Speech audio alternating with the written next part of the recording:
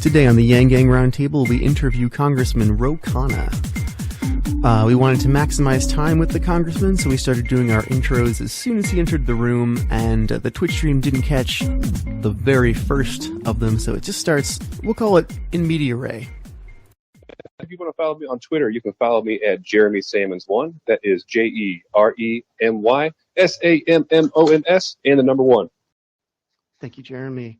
My name is Shale. I am the lead producer and founder of the show. I created it to bridge communication gaps in the disparate and very sort of nuclear as in family, UBI advocacy community, so we could be better allies, form a stronger coalition, and end poverty. My Twitter is at SHAELRILEY. And thank you again for coming. Faye, another one of our producers. Hi. My name is Faye Koo, and this is Zephyr. Zephyr, you want to say hi for a minute? Yes. Hello. Zephyr and I have been Yang Gang for the past year, and Zephyr is one of his best little supporters and has his own puppet show on YouTube. So me and Zephyr, I'm attending the Texas State Democratic Convention right now as a delegate, and I'm in the AAPI caucus down here. Thank you, Faye Koo. Yeah, Twitter is Palestine Math. At Palestine Math. At Palestine Math. Sorry, didn't mean to cut you off. Mia. I am Mia. I'm at Mia Songbird on Twitter. I am a special needs mom and a freelance artist, and I don't want to take up too much time and let somebody else have the stage here. So good to see you. Thank you, Mia. Ben.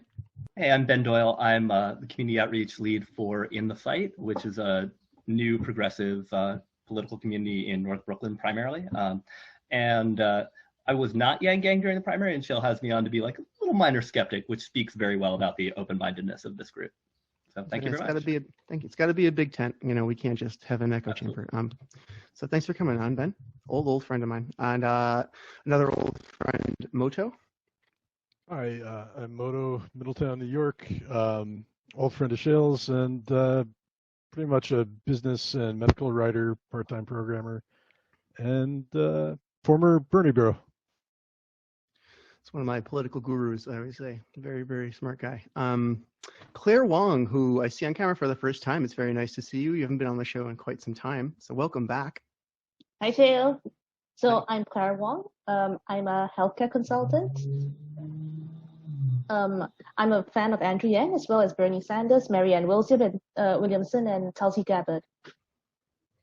Thank you, Claire. And Jacqueline Holman has been here from the beginning on our show. I'm Jacqueline Holman at Jacqueline Holman on Twitter. It's at Jacqueline Holman, JACQUELINEHOMAN. I'm the author of the book Classism for Dimwits, which is available on Kindle. I dropped the price to the lowest that Amazon would let me do it. And other than that, I've had a complicated, complex life that can't fit into a soundbite. I'm nobody important, nobody special. I'm not really particularly talented. I don't have an important job. I never got to make it to middle class, but I'm pretty damn good at reading candlesticks on a chart, and I speak the truth. You're an important basic income advocate, and you're going to testify before Congress, which is something Angelo has set up. So, Angelo, let's move on to you. My name is Angelo Mendoza. I am a small business owner, former musician, and UBI advocate who is currently leading a team to testify before Congress for emergency UBI. Thank you. Thank you, Angelo. Kiko Sono. Well, thanks for having me here. Thanks for coming. My name is Keiko Sono. I'm from Woodstock, New York. I'm the founder of Forge Collective. It's a nonprofit open platform for creating a humanity-forward society. And I look forward to speaking to you guys more. Wonderful.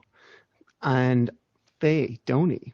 Yes, hello. I would classify myself as a nomadic advocate for UBI. I have been fully nomadic for a year and a half.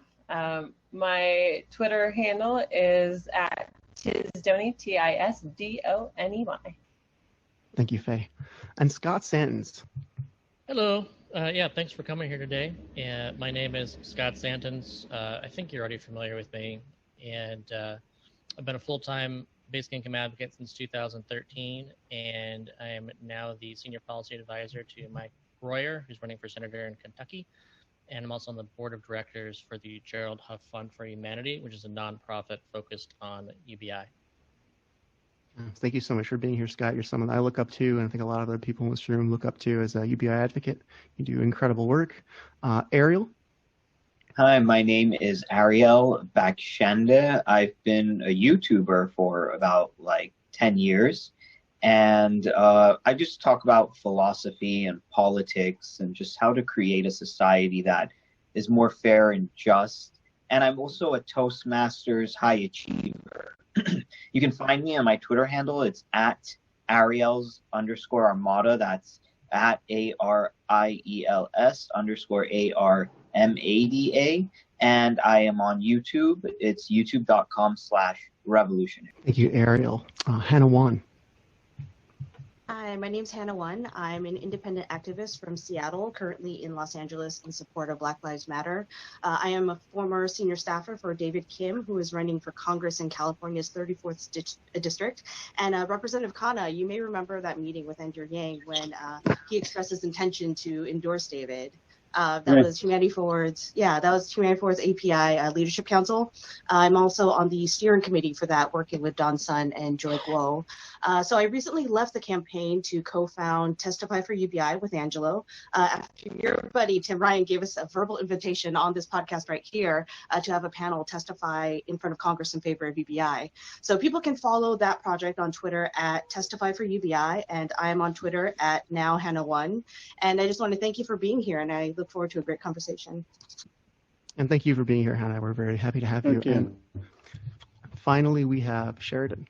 Thank you so much, Shale. I'm from Albuquerque, New Mexico. I'm a small business manager and a longtime Andrew Yang fan. I found him in late 2018. All right, thank you, Sheridan.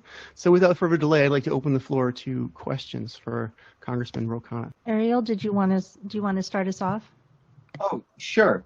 So, as you know, Andrew has been talking about this a lot, Andrew Yang. He said that, how can we get our government in the 21st century? I live in Los Angeles, so I am, in the same state you are. But the thing is that why is our government so behind the curve when it comes to technology? And you, as a congressman who represents that part of Silicon Valley, what can we do to get Silicon Valley and Washington, D.C. to talk to each other about all these technological disruptions and what they're doing about, the employment opportunities we have and the kind of, so technology can lift everyone up rather than just being looked at this thing that's like, oh, it's going to get rid of jobs. I think that's important. Ariel, it's a very important question, a great question. I believe we need to democratize the access to the technology economy. Right now, it's basically 4 or 5 superstar cities, LA, San Jose, Boston, Austin. There's no reason, especially post-COVID, where so many people are working remotely and where companies have realized you can do remote work, that we can't expand these opportunities to have these innovation jobs in rural communities and minority communities. And Enrico Moretti, the economist, has shown that they have a multiplier effect. So if you have a core group of innovation jobs, that leads to jobs in welding, jobs in construction, jobs in manufacturing and services. So our challenge first is, how do we give more people these opportunities, more people basic credentialing, and creating more tech hubs across the country.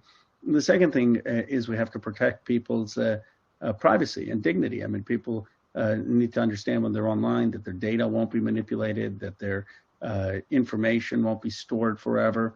And those are things that I've come up with an Internet Bill of Rights that with Tim Berners-Lee was one of the founders of the web that I hope we will consider. And then the final point where we need better understanding is to make sure social media is a force for improving deliberation, not hurting democracy. I mean, we've given everyone access to speech, but the speech shouldn't just be amplifying propaganda or misinformation or outrage. And how do we create healthy forums in the 21st century that actually are encouraging conversation? Audrey Tang has done this in Taiwan. It's an impressive model. we have to consider how do we do deliberative forums here in the United States. I guess I'll pick that up. In addition to getting these opportunities for jobs into rural and minority communities that are generally underserved, how do we get more meaningful services like banking to rural areas that don't have cash flow that meets what a bank would say is profitable enough to set up a branch there? Well, it's a great question. How do we do that? I mean, community banks are 97% of banks in this country, as you know, but they only have 16% of the assets. Total assets are 18 trillion. And you look at the Small Business Administration, in a typical year, they give $30 billion of loans. That's a drop in the bucket when you look at 18 trillion. So what I think we ought to do is have the Federal Reserve loan to community banks directly. They can keep the small business loan as collateral, but they're allowed to loan. And if they loan to small businesses and keep the small business loan as collateral, they will free up a lot of these community banks to be able to give loans to small and medium-sized companies, many of whom don't want to be Google or Facebook, but want to have a 2x, 3x return and are supporting the livelihood. So that's one way, I think, through Fed policy that we can democratize access to capital. The Feds have had no problem bailing out corporations or infusing cash towards banks. They should be willing to do that for the community bank. Is it okay if I go back to that person you just referenced that was Taiwanese? Because I'm also Taiwanese, so I'm super interested in innovations that they're doing over there.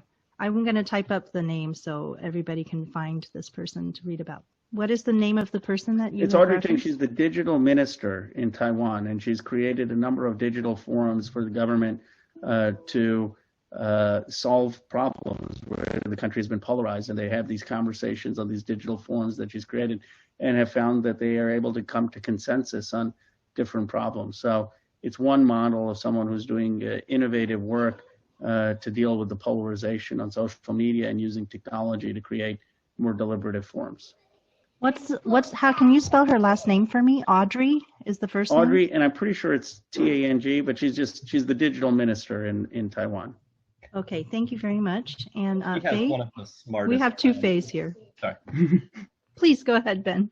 Yeah, she has one of the smartest plans also that I've ever seen to deal with misinformation and like targeted disinformation campaigns without like direct censorship. It's really, really smart. What does she recommend?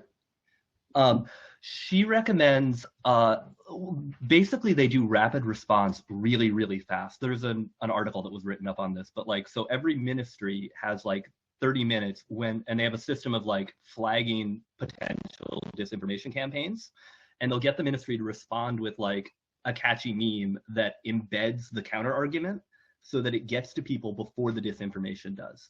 It's really smart. And like, you know, obviously they're dealing with China, so they have a serious adversary to worry about. But yeah, it's very impressive. And how does that go viral, though? Does it go viral as much as the disinformation? That's the idea. I mean, I've read one news article about it, found it really striking. But yeah, I thought it was very smart. Interesting. So I wanted to chime in and ask a question regarding the Internet Bill of Rights. What does that look like? And I would love a little elaboration on that. It sounds very fascinating and very needed. Sure. It's basically it's protecting people online for their privacy and their rights. So before a company can collect information about your data, they would have to have your affirmative consent. You would have to consent. You'd have to have the right to know what's happening to your data. So tomorrow, if you wanted to ask Google or Facebook, what's happened to the data? Who have you transferred it to?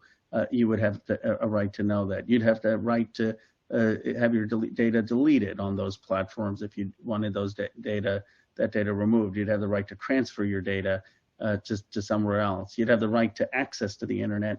I believe that it's a First Amendment and 14th Amendment right. You can't have actual speech in America today if you don't have access to the internet, and you don't have access to jobs or healthcare under the 14th Amendment or education unless you have access to the internet.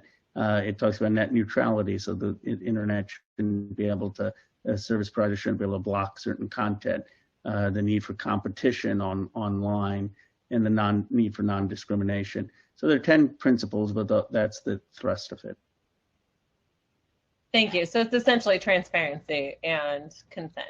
Transparency and consent, yes. Jacqueline, are you here? Yeah. Yes. Did you have a follow-up on the other question?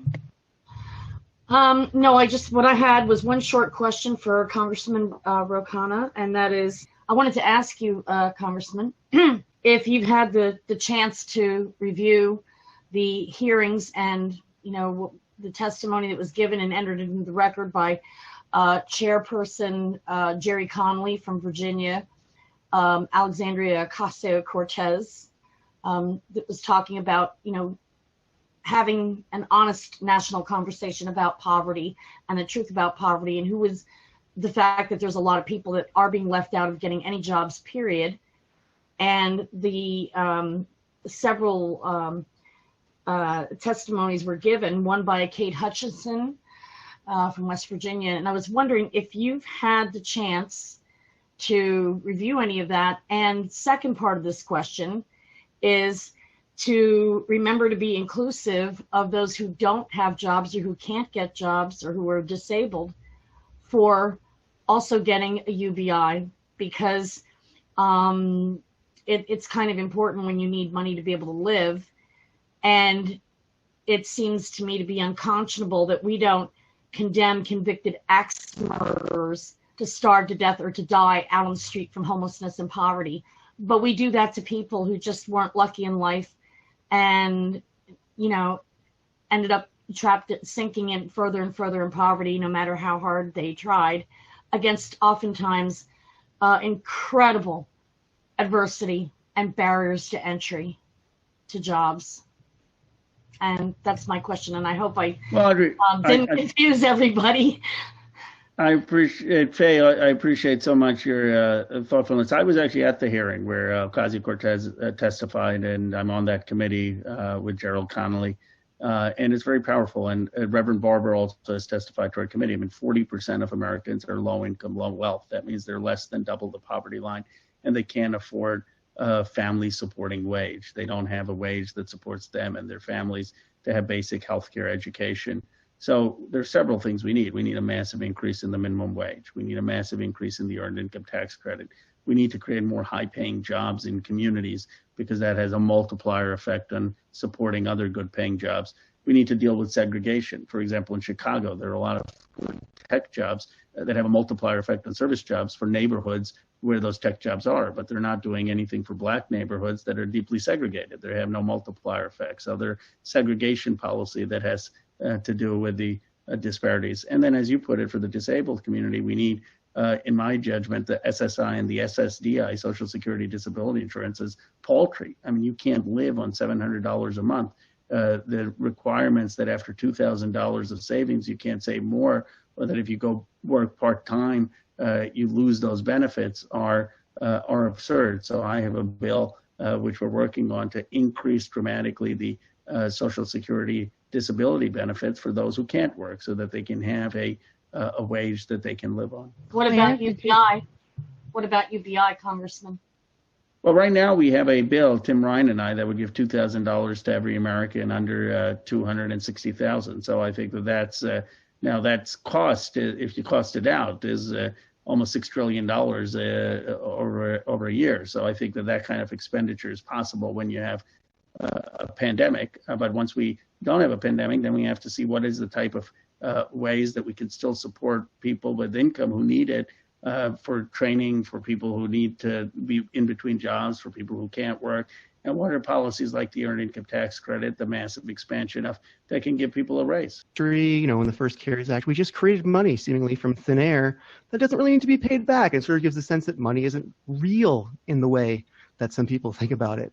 So I think we can create money for UBI in the same way, can't we? I don't understand why we can't. Well, we can. I do think that that's why I have the bill with Tim Ryan to have $2,000 a month. I think in a low interest rate, low inflation environment, you can. Now, obviously, I think at some point over the next 10 years, you probably will have inflationary pressure, which means that we have to be increasing the minimum wage and if costs are going to go up by, let's say, 70% over the next 10 years, which most economics say at some point it will, then you need to be increasing minimum wage. But most economists would say that there is no problem with printing money until you get to inflation. And right now we have a low inflation, low interest rate environment, which is why I think we should be supporting every American with $2,000. Absolutely. So I'd say, yeah, we shouldn't be fearing inflation. So let's move on. Who's next in the question queue here? I think Claire might have a follow-up on this. Yes. Yes, I'm interested in the, yes, you suggested that there could be quite a number of tech jobs that people could go into for an income. However, the retraining people for tech jobs is relatively ineffective. It only works for a small proportion of the population, and not everyone will have the necessary skills or ability to be trained in that area. And the tech industry, I happen to know because I'm actually a management consultant in the tech strategy department of my company.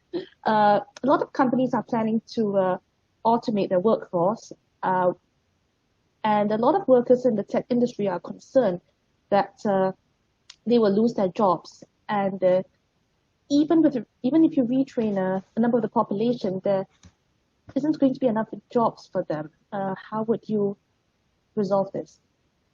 Well, very thoughtful points. James Henkman is the Nobel laureate economist, has said that very hard to retrain people once they're in their 40s or 50s on new skills, but it's a high rate of return if you train people when they're younger. And so we can create a lot of credentialing for tech support, for tech design, for robotics process automation. And there have been successful pilot programs. PeopleSource is doing it in Clarksville, Mississippi, Accenture in Jefferson, Iowa, Beckley, West Virginia is doing it.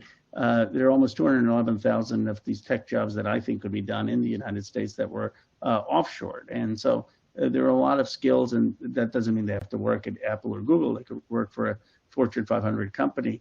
And there are a lot of skills, I think, that may not even require a 2-year or 4-year degree, but would require basic credentialing.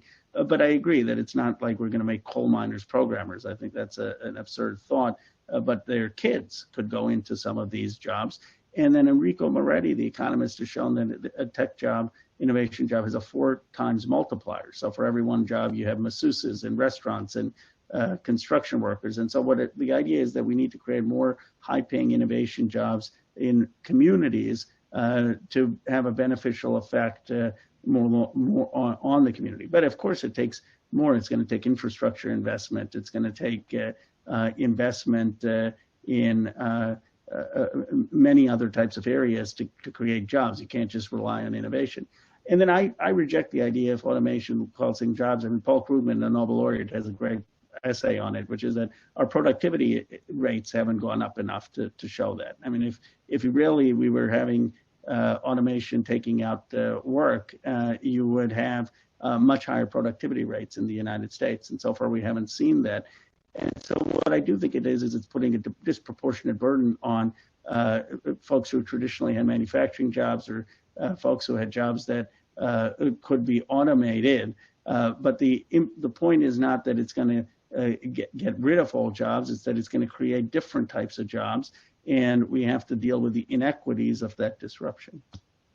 And what would these different types of jobs and innovation be like that would... Well, I think some of them are basic jobs of robotics process automation. So that's creating all these bots that are doing things to process it, businesses, automating businesses, but they still need someone who's actually creating them.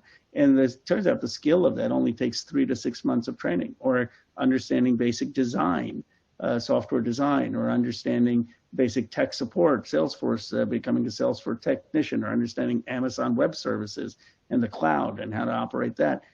All of the businesses, so many of the businesses are digitally operated. They're basically digital platforms of the modern factories of the 21st century, are creating apps. So there are a lot of jobs, I think, for the next generation that can be done, and that can be a core base within communities. But I want to make clear that we also need investment in roads and bridges and water systems and the electric grid. And clean tech. And I don't think we can just create a nation of tech support or coders. I mean, that's unrealistic.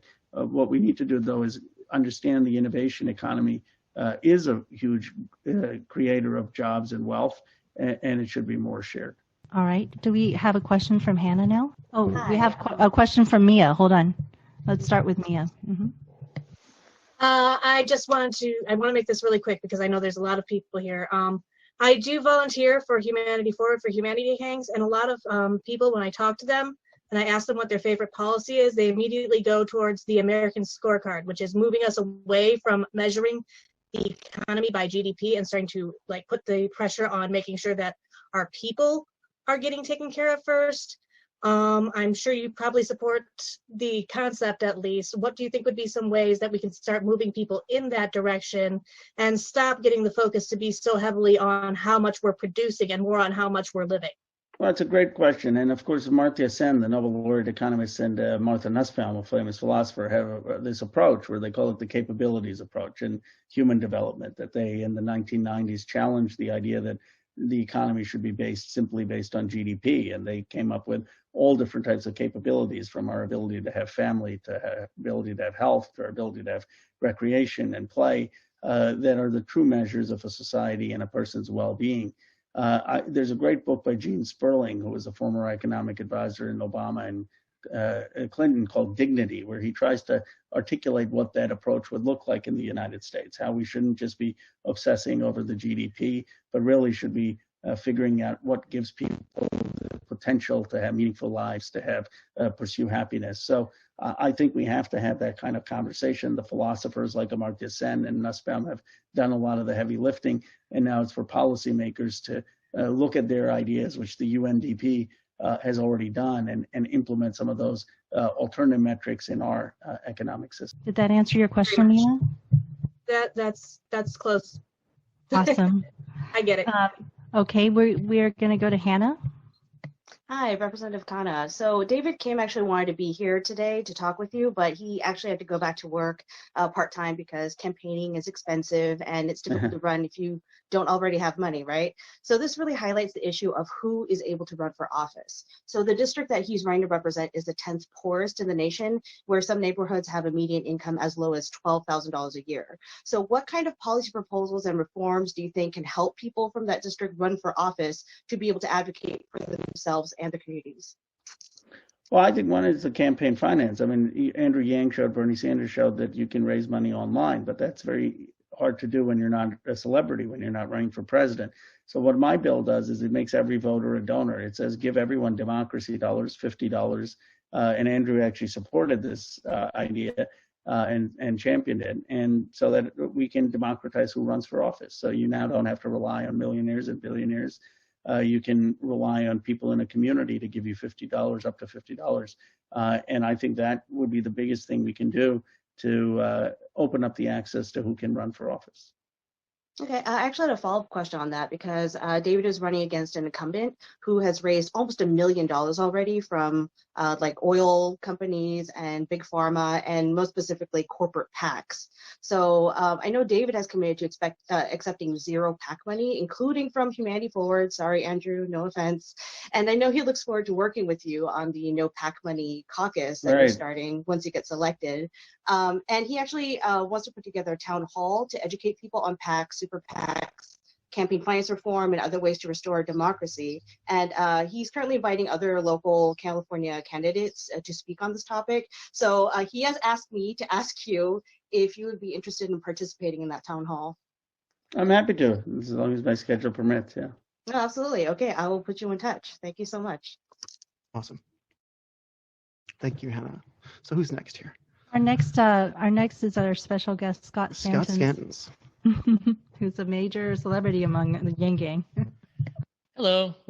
Thank you. So first of all, I just wanted to go back to Jacqueline's question that you responded to, because really she was asking about the people who are falling through the existing safety net as it is currently structured.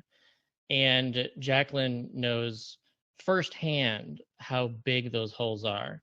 And you responded with the typical programs of minimum wage, EITC, and amplifying or increasing the disability programs. So I just want to emphasize too that right now, and hopefully you're aware of this, but 13 million people in poverty right now receive $0 from the federal government. And if you have a disability, about 4 out of 5 people with a disability right now in this country get nothing. They don't qualify for disability. And disability, the program itself qualifying for it, people can wait 2 years, and 1 million people right now are waiting 2 years to actually qualify as being sufficiently disabled in order to receive assistance. The EITC program only reaches 3 out of 4 people who will qualify for that program. Minimum wage, of course, does not help people who have disabilities who are unable to work in the system. And EITC would also ignore them because EITC has a ramp up so that it gives nothing to those not earning enough. So I just wanted to emphasize that there are big holes there that I think we need to come to terms with. And I think UBI is important for that because it actually reaches 10 out of 10 people instead of fractions of those people. Now, my question is actually the same as that I asked Tim when he was with us. And that question is, do you think there is someone in the GOP who is potentially more likely than others to co-sponsor your bill?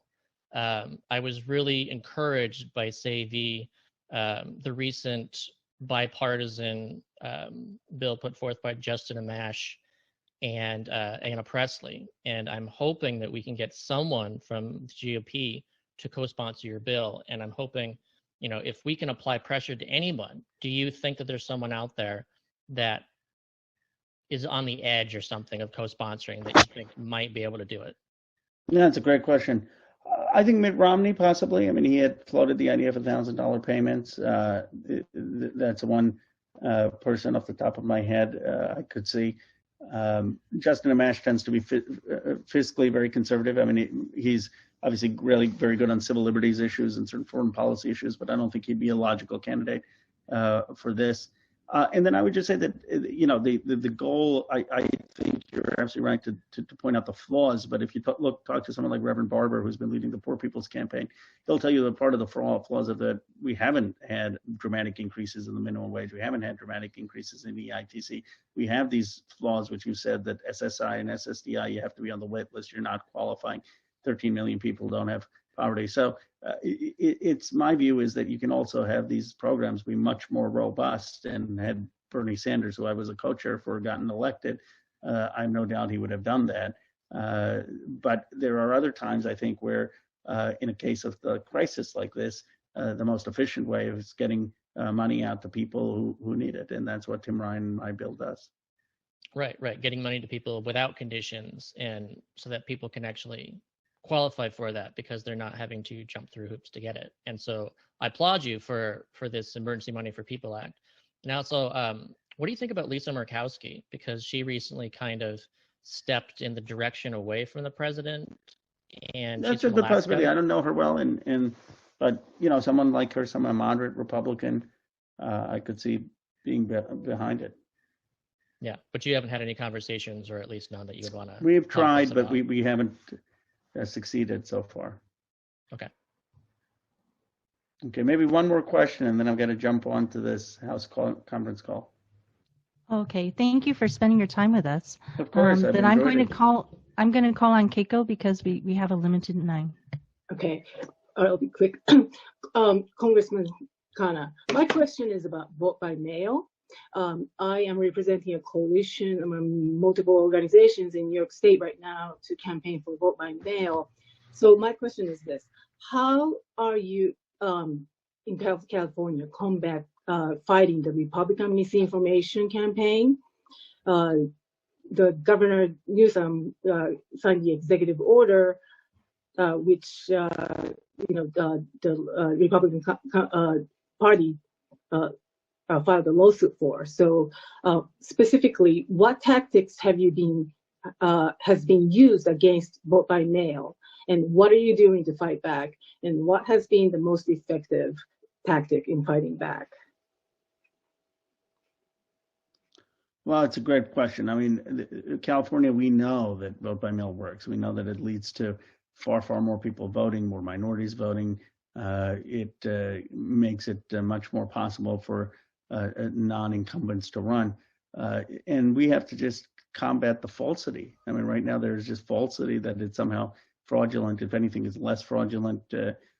It's a very transparent process. It allows increased participation. And so I think we just have to continue to get the facts out. The president has an incentive not to have everyone turn out. I mean, it's obvious that he doesn't want a large minority turnout, large young person turnout, large women turnout. That's how he loses. And he knows he can't win if there's a large turnout. So he wants to minimize turnout, and that's why he's trying to reduce the vote, and we need to push back. I just say I've been in touch with Andrew quite regularly. I think it's very important, particularly at this time where we've seen some of the Asian American China bashing, that in addition to everything else, that Andrew have a voice. I think he needs to be part of Biden's cabinet. I think we need to push to have him in a very strong leadership role in a future administration. And I'm committed to working with him because I believe in a 21st century that cooperates more than confronts, that looks to build our relationships with other nations to move towards a more just, multiracial, multi-ethnic democracy. So I appreciate all your passion. What you achieved was remarkable. No one knew who Andrew Yang was in this country. Now probably most of the country does. And many of his ideas, of course, are directly influencing the Emergency for People's Act that Tim Ryan and I did. So appreciate your passion. Hope you'll continue to engage in social media, on my Twitter account, on Facebook, on Tim's account, on Andrew's account. That really helps to push ideas you agree with, or push back if you disagree with something, but just the engagement really makes a big difference. So appreciate your activism and appreciate your sharing this forum with me. Thank you, Mr. Khanna. Mr. Thank you so Khanna, much. Are your Twitter DMs actually open, and are we able to actually Twitter and talk to you that way? Do you actually? Yeah, no. Sometimes I get so much Twitter DM that I have in a staff member assist me, but they always share the DMs with me. And so if you follow at Ro Khanna or at Rep Ro Khanna, either one, I should see a lot of the messages. And of course, if you reply directly publicly, I read almost all of those. May we send you a follow-up letter with additional questions that some of us have? Of course. Thank you so much for joining us for this limited time. Shale, Yeah, thank you. And before you go, I just want to let you know that we are also at your service. If there's anything we can do as UBI advocates to get that bill passed, to get the legislation of $2,000 a month that is life or death for many of us in this room passed, please reach out to us. We will do everything we can. Well, thanks, Joe. Well, one thing would be helpful is just to get your, such a wide social media following to have the People's Act, Emergency for People Act in a social media tweet and tagging me and Andrew maybe, and trying to get as many people to share it because people in Washington pay attention to that. And if they we will do exactly that. We will do exactly that. We will set up a time. Thank you so much for coming. One good piece of news I wanted to give Congressman Khanna is that in Texas we have managed to put the UBI into the platform. Oh wow! Into the Democratic platform. Yes, we have Hexel Colorado and his team of many volunteers all across Texas to thank for that. So tonight we're voting on it, but I'm pretty confident it's going to pass the vote because it's already been, all the work's been done by the committees. Yeah. Terrific. Well, thank you so much. Thank you again. Thank you.